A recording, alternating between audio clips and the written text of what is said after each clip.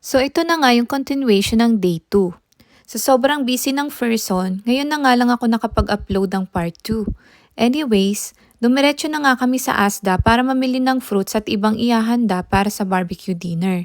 Hindi nga madami yung pinamili namin dahil bukod sa meron nang na-marinate sa bahay, ay 4 lang naman kaming kakain mamaya. Si Dad, si Dean, yung lodger, nga lang kami ng tapos si honeydew, Roy, yung neighbor pineapple namin. at watermelon, then burgers, chicken, and then pang vegetable salad.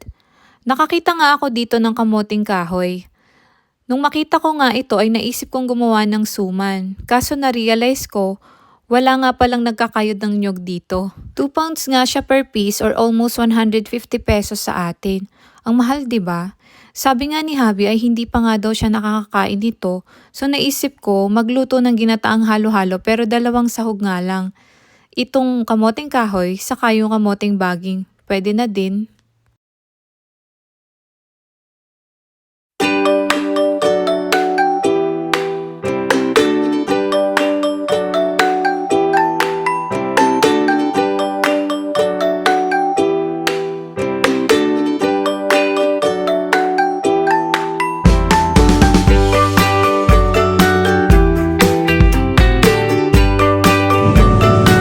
What else are we going to do for fruit? We've only got... Pineapple, Or what about watermelon? watermelon. Yeah, the small one. This one. Oh, there's a pineapple here. Shall we get the pineapple? Do you know how to... Or shall we get the chunks one?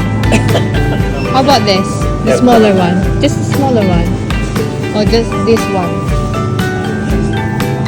Get this one. Maybe this is heavy. And then we'll get one of this. Is this already ripe? Is this ripe already? Sibi. Okay, that's good. Let's go. After nga naming mamili ay umuwi na kami kagad. Kasi anong petsa na hindi pa kami nakakapag-start magluto. Baka magsidating na yung mga bisita. Fast forward na nga lang tayo dahil hindi ko na nga na-videohan yung pagluluto namin. Ang nauna ngang dumating ay si Dad. And guess what? Akala ko nga ay tapos na yung pa-surprise nila. At meron pa pala. So tinawag nga ako ng tatay niya at may ibibigay nga daw siya sa aking regalo. Pinagilid niya nga ako sa tabi para hindi ko makita agad kung ano yung ibibigay niya. At inabot na nga niya sa akin yung apple tree na binili niya. Noong unang visit ko nga pala dito ay sinabi ko na kagad kay Habi na gusto kong magtanim ng apple tree sa garden niya. At nabanggit niya din yun sa tatay niya. Grabe, hindi ko talaga ina-expect. Super happy ako kasi gustong gusto ko talaga magkaroon ng apple tree sa backyard. O diba, bucket list unlock na naman ito for me.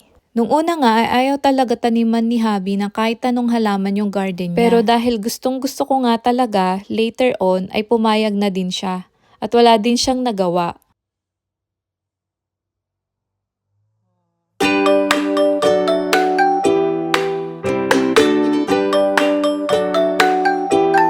After nga namin kumain at magtsikahan, ay maya-maya tinawag ako ni Habi at pipicturean niya nga daw ako. Nagtaka nga ako kung bakit at para saan ang picture. Maya-maya nga ay lumabas na itong si Dean na may dalang cake at si Dad ay naglabas na din ng poppers. Fudge! It's a surprise birthday cake. O diba, nakakaloka yung day 1 at day 2. Punong-puno ng surprises. Sit down.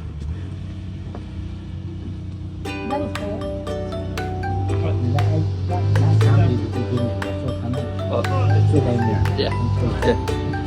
Do as you're told. Sit down. Happy birthday to you. Happy birthday to you. Happy birthday to Dad. Oh, you didn't. You stood right in front of the camera. Nakaka-touch naman talaga yung mga pa-surprise nila sa akin. O siya, sige, tune into my next video. See ya! So it was actually Mary Grace's birthday on the 20th.